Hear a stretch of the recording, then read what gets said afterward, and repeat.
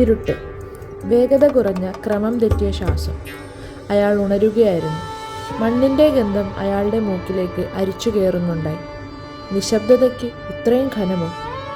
പയ്യെ കണ്ണ് ചിമ്മി എഴുന്നേൽക്കുമ്പോഴാണ് അയാൾക്ക് മനസ്സിലാവുന്നത് താനിപ്പോൾ തെയ്യംതറയുടെ അടുത്തല്ല, മറിച്ച് തൻ്റെ സ്വപ്നങ്ങളിലെ ക്ഷേത്രത്തിൻ്റെ പൂമുഖത്താണ് കിടക്കുന്നതെന്ന്. അയാൾക്ക് മുകളിൽ തകർന്ന മേൽക്കൂരയിലൂടെ നേർത്ത നിലാവിൻ്റെ വെളിച്ചം അരിച്ചിറങ്ങുന്നു. പൊടിപടലങ്ങൾ അയാൾക്ക് ചുറ്റും ആത്മാക്കളെപ്പോലെ നൃത്തം ചെയ്യുന്നു. വിറയ്ക്കുന്ന കാലുകളോടെ അയാൾ എഴുന്നേൽക്കുമ്പോഴാണ് അയാളത് കാണുന്നത്. അതേ പാദസരം ക്ഷേത്രത്തിൻ്റെ തറയിൽ പാതി പുതഞ്ഞ് ഉണങ്ങാത്ത മുറിവ് പോലെ കിടക്കുന്നുണ്ടായിരുന്നു. അയാൾ അതെടുക്കാൻ വേണ്ടി കുനിയുകയായിരുന്നു.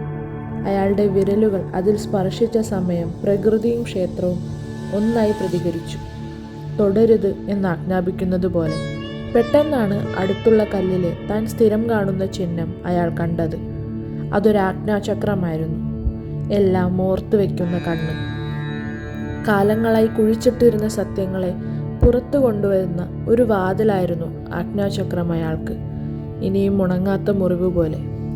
അയാൾ എന്തോ ഓർത്തു തിരിഞ്ഞു നോക്കിയപ്പോൾ അവിടെ അയാൾക്ക് മുന്നിലേക്ക് ആ സ്ത്രീ നടന്നെടുത്തു. പക്ഷേ അതൊരു സാധാരണ പെണ്ണല്ലായിരുന്നു. ക്രോധവും നിശബ്ദതയും ഓർമ്മയും അഗ്നിയും കണ്ണുകളിൽ പേറി വന്ന ഭദ്രയായിരുന്നു. സാക്ഷാൽ ഭദ്രകാളി. അവളുടെ ശബ്ദം പതിഞ്ഞതും തണുത്തതുമായിരുന്നു. എങ്കിലും നൂറ്റാണ്ടുകളുടെ രോഷത്തിൽ അത് വിറകൊണ്ടു. അത് നിനക്ക് തൊടാനുള്ളതല്ല. ആ ശബ്ദത്തിൽ ക്ഷേത്രം ഒന്നാകെ വിറകൊണ്ടു. തനിക്ക് മുന്നിൽ വന്ന ദേവിയെ കണ്ട് അയാൾ ഇടറി വീണു. അയാൾക്ക് പലതും വെളിവാവാൻ തുടങ്ങി. അയാൾ അയാളെ തന്നെ കണ്ടു. ദുർബലനായ അയാളെ അല്ല, മറിച്ച് ആദരിക്കപ്പെടുന്ന ശക്തനായ അയാളെ. കൂടാതെ അവളെയും, ദിവ്യമായി ഒറ്റയ്ക്ക് നൃത്തം ചെയ്യുന്ന അവളെ. ശ്രീകോവിലേക്ക് പോകുന്ന അവളെ അയാൾ പിന്തുടരുന്നു. അവൾ ചെറുത്തുനിന്നു. എന്നാൽ അയാൾ അവളെ കീഴ്പ്പെടുത്തി. പിന്നീട് അവളെ ഭ്രാന്തിയായി അയാൾ മുദ്രകുത്തി. ദേവിക്ക് കളങ്കം പറ്റിയെന്ന് അയാൾ നാടുനീളെ പറഞ്ഞു നടന്നു. ഒടുവിൽ അവളെ നാടുകടത്തി. ദിവ്യമായ ആ നൃത്തം ഒരിക്കൽ കൂടെ ആ നാട്ടിലുള്ളവർ കണ്ടു. അവളുടെ അവസാനത്തെ നിലവിളിയിൽ ഭൂമി ഒട്ടാകെ പ്രകമ്പനം കൊണ്ടു. ഒടുവിൽ അവൾ അപ്രത്യക്ഷയായി. ശ്വാസം കിട്ടാതെ വിറച്ചുകൊണ്ട് അയാൾ ദേവിക്ക് മുന്നിൽ മുട്ടുകുത്തി വീണു. ഞാൻ അറിഞ്ഞില്ല, പതിഞ്ഞ സ്വരത്തിൽ അയാൾ മന്ത്രിച്ചു. പക്ഷേ അവൾ ആജ്ഞാശക്തി കൊണ്ട് അയാളെ തടസ്സപ്പെടുത്തി. നിനക്കറിയാമായിരുന്നു. അവൾ അവളുടെ പാദസരം ഉയർത്തി അയാൾക്ക് കൊടുത്തിട്ട് പറഞ്ഞു, കുറ്റം ഒരു ചങ്ങലയാണെങ്കിൽ അത് നീ നിന്റെ ആത്മാവിന് ചുറ്റും ധരിക്കുക. അപ്പോൾ കല്ലിലെ ആജ്ഞാചക്രം കൂടുതൽ പ്രകാശിച്ചു. അവൾ കാടിൻ്റെ ഗർത്തങ്ങളിലേക്ക് അപ്രത്യക്ഷയായി.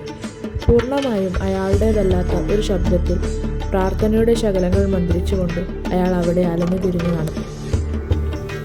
കാടിൻ്റെ ഓരത്തുകൂടെ നഗ്നപാതനായി മരങ്ങളോട് മന്ത്രിച്ചും നിഴലുകൾക്ക് കാതോർത്തും അയാൾ ഇന്നും ജീവിക്കുന്നു. നിലാവുയരുന്ന രാത്രികളിൽ അയാൾ ഒരു സ്ത്രീയുടെ ശബ്ദത്തിൽ സംസാരിക്കാറുണ്ട് എന്ന് നാട്ടിലുള്ളവർ പറയാറുണ്ട്.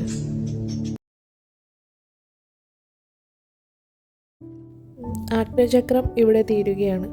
ഇത് ഫൈനൽ പാർട്ടായിരുന്നു.